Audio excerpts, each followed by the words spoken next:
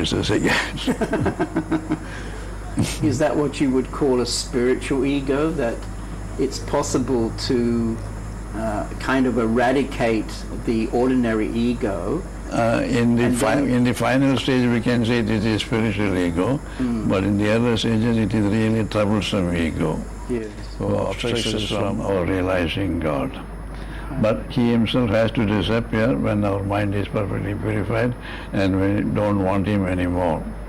But having realized our oneness with God, we can maintain a sort of ego, that is individuality, but that is perfectly purified individuality, absolutely harmless individuality. This is for the sake of playing this game, as they say, Leela of God.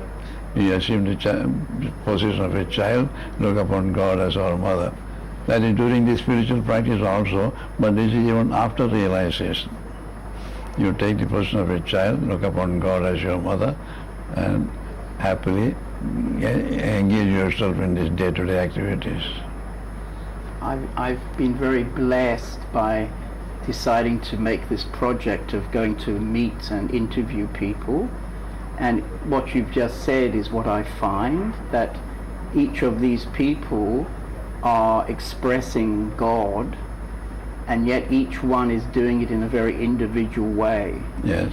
It's the same truth, but spoken and experienced in a different way, individual way. Correct, because God is infinite. He is a diamond of many facets. We can only see him through one facet, and we can only explain about one facet. He has many, many facets, so people who experience different ways give different experiences in different languages. And nobody can be perfect also. Nobody can say we understood him completely, because he is infinite. Could you say something more about Leela? You mentioned the word Leela, divine playfulness. That is the way devotees look at the world. They don't consider the world as an illusion or non-existent. They consider the world as God playing this eternal drama. He himself has assumed innumerable forms to play his drama. He himself is the player. He himself is the witness. And in the innumerable parts he has taken, he assumes individuality in every form. That means he forgets himself, forgets that he is God himself in different forms because of his own illusory power. We call it Maya. So he plays this different, eternal drama, taking innumerable parts himself. And who is the witness? He himself is the witness. This drama goes on eternally. That is the way devotees look at it. But jnanis, or those who have been following the path of self-inquiry, like Raman Maharshi also, they say it doesn't exist at all. It is just creation of the mind. In whatever way it is, we see before us concrete forms. We cannot deny that they do not exist. We have to deal with them, you see. So we appreciate that what the devotees say, that is a Leela of God. It may be a transitory game. It doesn't like it is ever changing. What happened this minute is not, the next minute is different, next minute is different. Eternally changing game.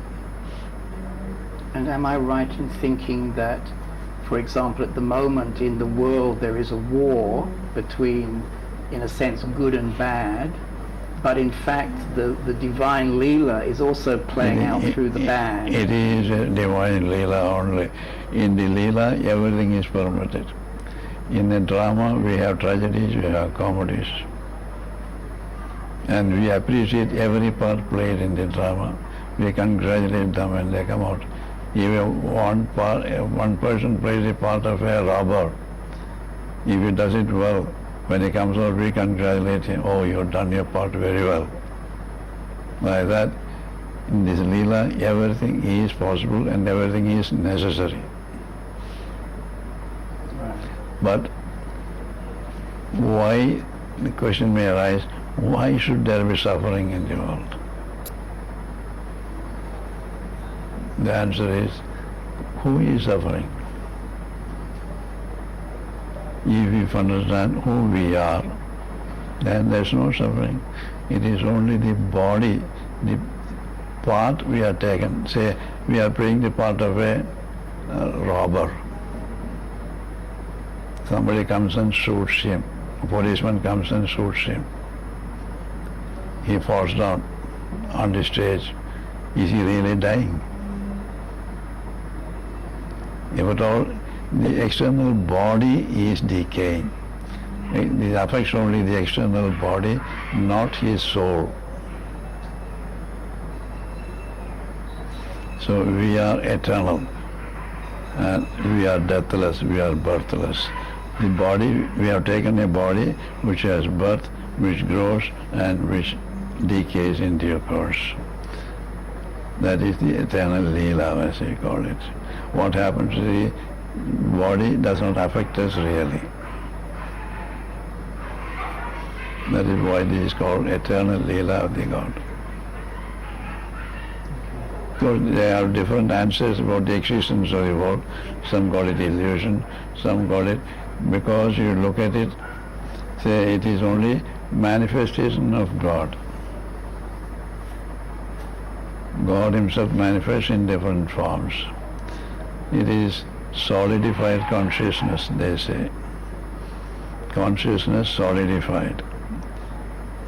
Like you see icebergs. What is iceberg? Water turned into different form, transformed into solid, is ice. They are not different. So the universe of names and forms is not different from the self or truth or reality.